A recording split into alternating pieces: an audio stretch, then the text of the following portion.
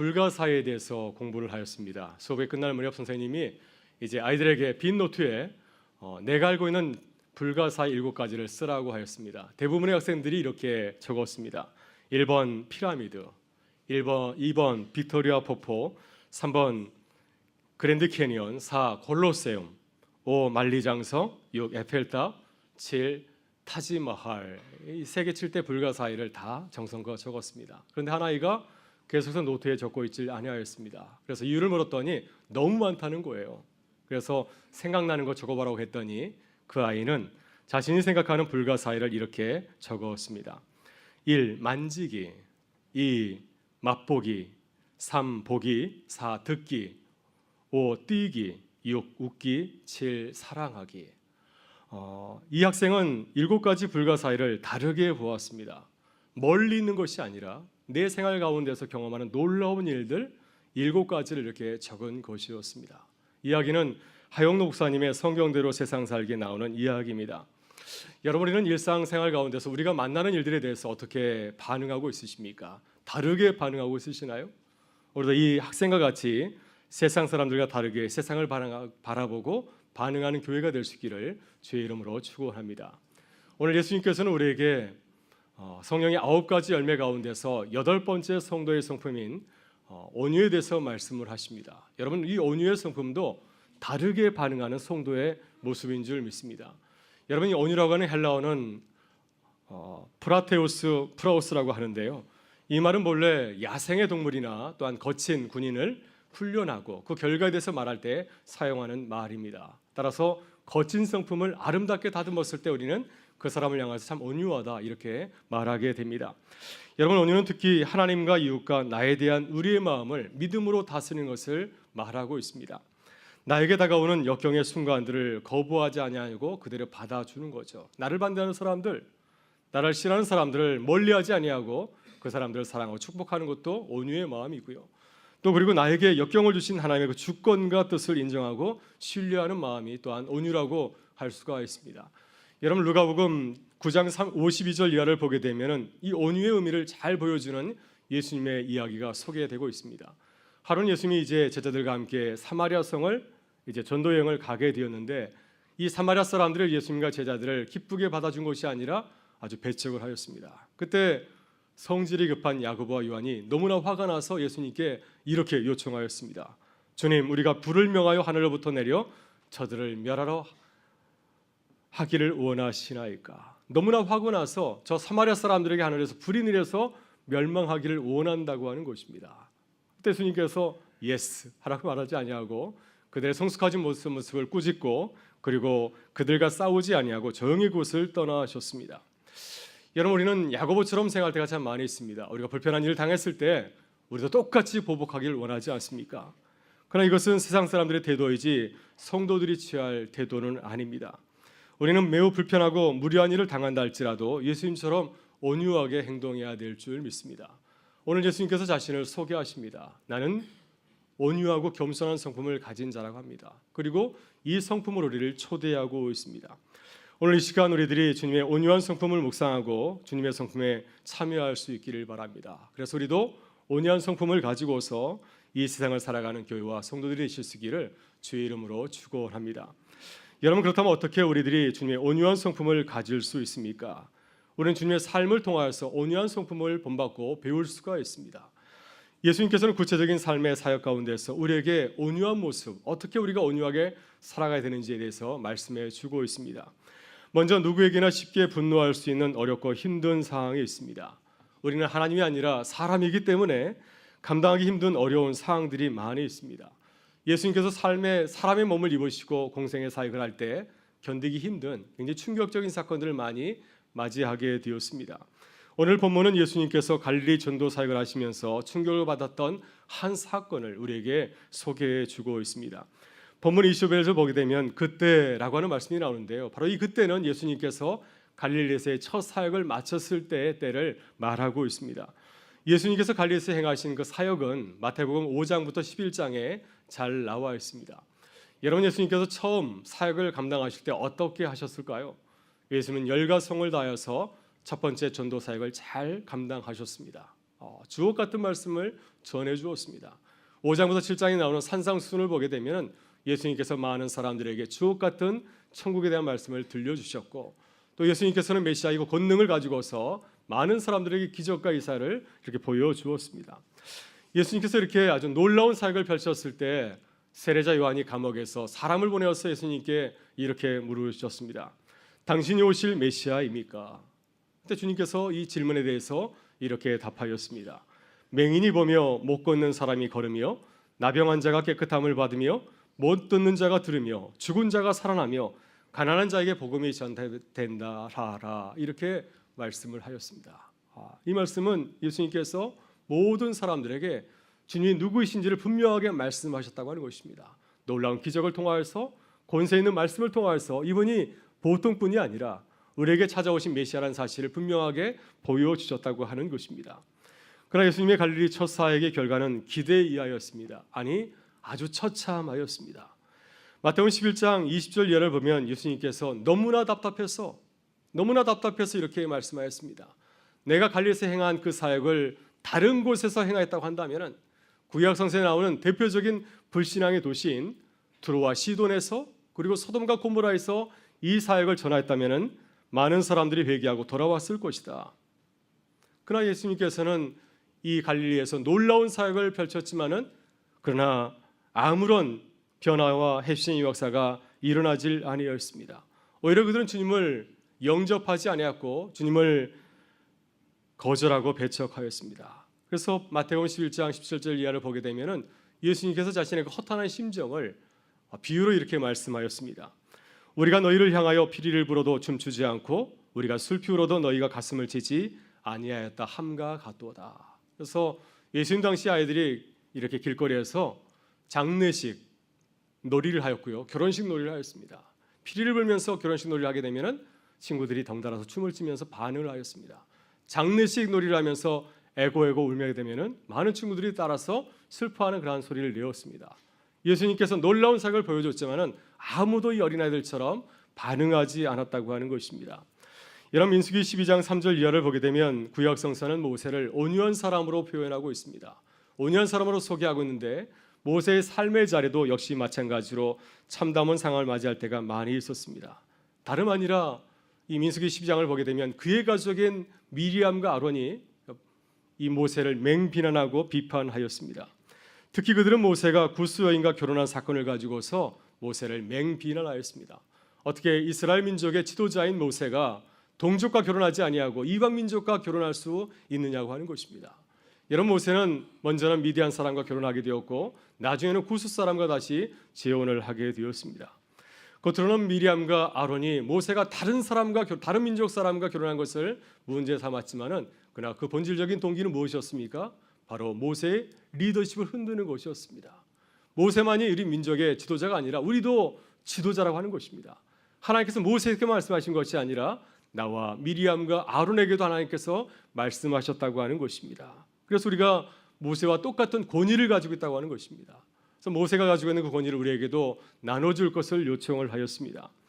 그때 모세가 누나와 형의 행동을 보면서 얼마나 서운하고 답답했겠습니까? 여러분, 이스라엘 민족이 광야 생활을 기록한 민수기를 보게 되면은 이스라엘 백성들이 출애굽 이후에 계속해서 모세에게 대적하고 반역을 도모하였습니다. 아주 심각한 일이 벌어진 또 있었습니다. 모세를 죽이려 하고 이스라엘 백성들을 선동하여서 다시 애굽으로 돌아가려고 한 적도 있었습니다.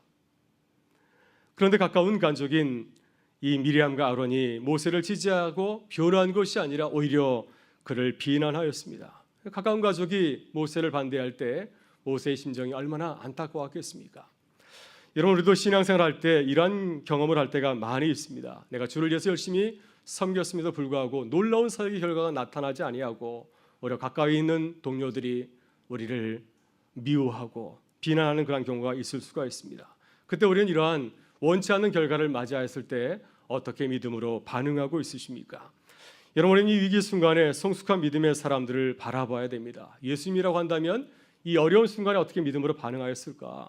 이렇게 예수님의 삶을 돌아보면서 묵상해 봐야 됩니다. 그리고 무엇보다도 우리는 성령 하나님께 간절히 기도해야 됩니다.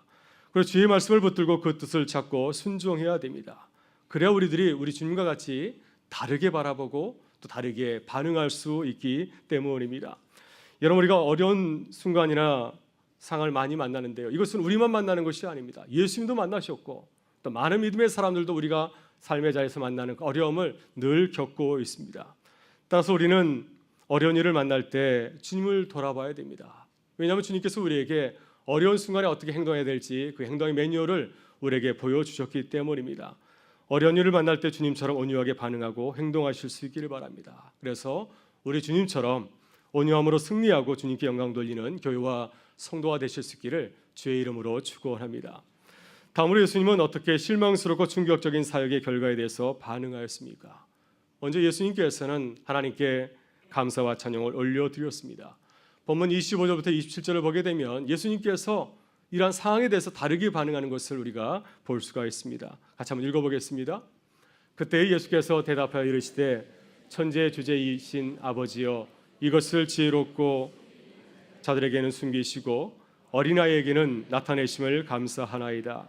옳소이다. 이렇게 된 것이 아버지의 뜻이니이다. 내 아버지께서 모든 것을 내게 주셨으니 아버지에는 아들 아는 자가 없고 아들과 또 아들의 소원대로 계시를 받는 자 외에는 아버지를 아는 자가 없느니라. 아멘. 예수님께서 첫 번째 보이신 반응은 감사와 찬양이었습니다.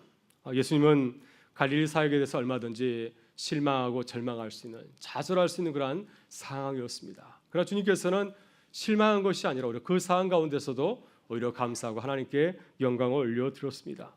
어떻게 예수님께서 이러한 상황 가운데서 감사하고 찬양할 수 있었을까요? 그것은 예수님께서 나만 바라보지 아니하고 하나님을 바라보았기 때문이었습니다. 예수님께서는 이 실패의 자리를 만나게 됐을 때 자신의 모습을 돌아봤을 것입니다. 내가 무엇을 잘못해서 이런 엄청난 실패를 가져왔는가? 자신의 모습을 돌아보면서 곰곰이 생각해 보았을 것입니다. 만약 예수님께서 자신의 모습만 생각했다면 아마 주님은 실망하면서 돌아갔을지 모르겠습니다. 그러나 주님께서는 나아가서 하나님의 관점에서 갈릴리 사역을 곰곰이 살펴보았습니다. 하나님을 바라볼 때, 하나님의 관점에서 살펴볼 때 하나님의 뜻을 깨닫고 주님은 비로소 감사할 수 있었습니다. 여러분, 우리가 어떤 사역을 할 때 사역을 마치고 그 결과에 대해서 평가를 잘 해야 됩니다. 우리는 성공할 수도 있고 또 반대로 실패할 수도 있습니다. 사람들의 칭찬과 사랑을 받을 수도 있고 또 반대로 사람들에게 비난과 책망을 받을 수도 있습니다. 만약 우리가 잘못해서 실수를 했다고 한다면 우리는 하나님 앞에서 겸손하게 우리의 잘못을 뉘우치고 돌아서야 될 것입니다. 그러나 우리가 최선을 다했음에도 불구하고 큰 실패를 경험할 수도 있습니다. 예수님께서 갈릴리 사역할 때 최선을 다해서 노력했지만 그럼에도 불구하고 원치 않는 놀라운 실패를 경험하게 되었습니다. 그때 주님은 시선을 돌려서 하나님의 관점에서 하나님의 뜻을 살펴보았습니다. 하나님의 뜻을 깊이 묵상하면서 구할 때 이 실패 가운데 나타난 하나님의 뜻을 발견할 수가 있었습니다.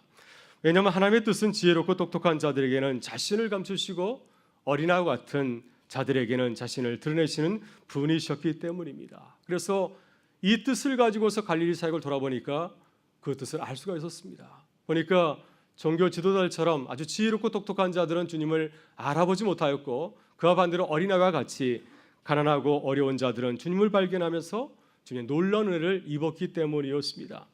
이렇게 예수님께서 갈릴리 사역에서 실패한 것은 전적으로 하나님의 뜻이었습니다. 이 뜻을 깨닫게 하시려고 잠시 실패를 경험하게 하신 것이었습니다. 이런 하나님의 뜻을 깨닫게 되었을 때 예수님은 실망하지 아니하고 오히려 그 자리에서 크게 감사하면서 하나님께 찬양을 올려드릴 수 있었습니다. 천지의 주신 아버지여, 이것을 지혜롭고 슬기로운 자들에게는 숨기시고 어린아이들에게는 나타내심을 감사하나이다. 여러분, 바로 여기에 우리가 실패하더라도 오히려 감사하는 반응을 할 수 있는 이유가 있는 줄 믿습니다. 왜냐하면 우리가 원하는 대로 성공하지 않았다 할지라도 그것이 하나님의 뜻이라고 한다면 우리는 얼마든지 기뻐하며 감사할 수 있기 때문입니다. 중요한 것은 내가 원하는 뜻을 이루는 것이 아니라 하나님께서 우리를 통해서 이루시는 것을 이루는 것이 보다 더 중요하지 않겠습니까? 여러분, 이미 말씀드린 대로 모세도 결혼 문제로 인해서 그의 가족 가운데서 큰 비난과 공격을 받게 되었습니다. 그때 모세는 얼마든지 자신의 리더십의 권위를 가지고서 그들을 물리칠 수 있었습니다. 그들을 꾸짖을 수 있었습니다. 그러나 모세는 그리하지 아니하고 끝까지 침묵하였습니다. 침묵하면서 자신의 모습을 돌아보았습니다. 내가 무엇을 잘못해서 저들이 그렇게 분노하였는가? 혹시 내가 저들에게 실수한 것은 없는가? 하면서 자신의 모습을 돌아보았습니다. 그리고 하나님의 뜻을 찾고 기도했을 것입니다. 하나님께서 살아계시다고 한다면 나의 억울함을 들어주십시오. 하나님의 영광을 우리 가족 가운데도 드러나기를 원한다고 간절히 기도하였습니다. 여러분, 이렇게 모세가 싸우지 아니하고 침묵하면서 오냐로 대할 때 하나님께서 역사하셨습니다. 그래서 미리암과 아론이 행한 잘못을 깨닫게 하시고 모세에게 용서를 구하게끔 하였습니다. 하나님께서 진히 미리암과 모세에게 아론에게 나타나셔서 그들을 꾸짖었습니다. 모세야말로 진정으로 이스라엘의 지도자의 사실을 알려주셨고, 또 문제를 일으킨 미리암은 나병에 걸려서 잠시 회개의 시간을 가질 수 있도록 그에게 시간을 허락하여 주었습니다. 그래서 모세는 이 모든 상을 바라보면서 하나님께 감사를 올려드렸고, 그리고 자신에게 잘못을 행한 미리암과 또 아론까지도 용서할 수 있는 그러한 그 시간을 가질 수 있게 되었습니다. 여러분, 우리는 실망스럽고 절망스러운 순간에 어떻게 반응하고 있으십니까? 혹시 나의 생각, 나의 뜻만을 고집하며 행동하고 있지는 않으십니까? 이제 우리도 주님과 같이 다르게 바라보고 다르게 생각하실 수 있기를 간절히 바랍니다. 주님의 눈으로 바라보고 주님의 뜻을 묵상하고 기도하실 수 있기를 바랍니다. 그래서 주님의 뜻을 발견하며 하나님께 영광을 돌리는 우리 교회와 성도가 되실 수 있기를 주의 이름으로 축원합니다. 마지막으로 예수님은 사람들에게 거절당하는 아픔을 당하였을 때 어떻게 반응하였습니까? 예수님께서는 사람들에게 다시 찾아가서 그들을 환대하고 그들을 초대하고 또 그들을 축복하셨습니다. 본문 28절부터 30절을 보게 되면 예수님께서 자신을 배척한 사람들에게 다르게 행동하는 것을 보게 됩니다. 우리 같이 한번 읽어보겠습니다. 수고하고 무거운 짐진 자들아 다 내게로 오라. 내가 너희를 쉬게 하리라. 나는 마음이 온유하고 겸손하니 나의 멍에를 메고 내게 배우라. 그리하면 너희 마음이 쉼을 얻으리니 이는 내 멍에는 쉽고 내 짐은 가벼움이라 하시니라. 아멘. 여러분, 예수님께서 보이신 두 번째 반응은 환대와 그리고 축복이었습니다. 예수님께서 갈릴리 사역할 때 최선을 다해서 사람들을 사랑하시고 말씀을 전하고 기적을 행하였습니다. 그러나 돌아온 결과는 예수님을 영접한 것이 아니라 거절하고 배척하였습니다. 그때 주님은 이 배은망덕한 사람을 함께 저주한 것이 아니라 그들을 다시 초대하고 그들을 축복해 주었습니다. 여러분들이 사람들에게 깊은 상처를 받았을 때 회복하기가 참 쉽지 않습니다. 그렇지 않습니까? 나를 미워하는 사람들, 나를 향해서 손가락질하는 사람들을 다시 따뜻한 사람을 맞이하는 것은 여간 쉽지 않은 일입니다. 그러나 주님은 어떻게 다시 그들에게 온유하게 대할 수 있었을까요? 그래서 주님이 겸손하게 자신을 내려놓고 사람들의 입장에서 사람들의 그 자리를 돌아봤기 때문이었습니다.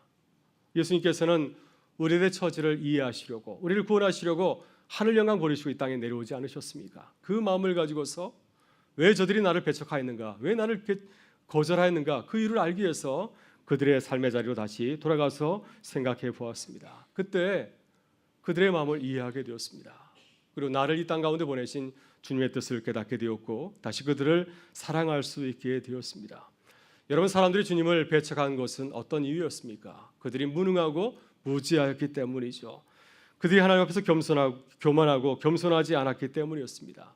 하나님의 은혜를 구하지 아니하고 자신을 의지하고 살아가는 죄인이었기 때문이었습니다. 이와 같은 무지한 모습을 가지고 있었기 때문에 주님을 알아보지 못하고 주님을 영접하지 못하고 주님을 배척한 것이었습니다. 그래서 갈릴리 사역의 실패는 전적으로 그들이 무능하였기 때문에, 의지했기 때문에 일어난 자연스러운 일이었습니다. 이러한 사실을 깨닫게 되었을 때, 저들이 왜 나를 반대했는가, 그 사실을 깨닫게 되었을 때 주님은 그들을 미워하지 아니하고 더욱더 큰 사랑을 가지고서 그들에 다가가서 그들을 초대하고 그들을 축복할 수 있었습니다. 수고하고 무거운 짐진 자들아 다 내게로 오라. 내가 너희를 쉬게 하리라. 이 초대의 말씀을 다시 그들에게 전할 수 있었습니다. 여러분, 예수님께서는 사람들을 초대하실 때 자신을 배척했던 갈릴리 사람들은 빼고 나머지 사람들은 다 오라 하지 아니하였습니다. 모든 사람들에게 두 손을 벌려서 나에게 오라 이렇게 초대하였습니다.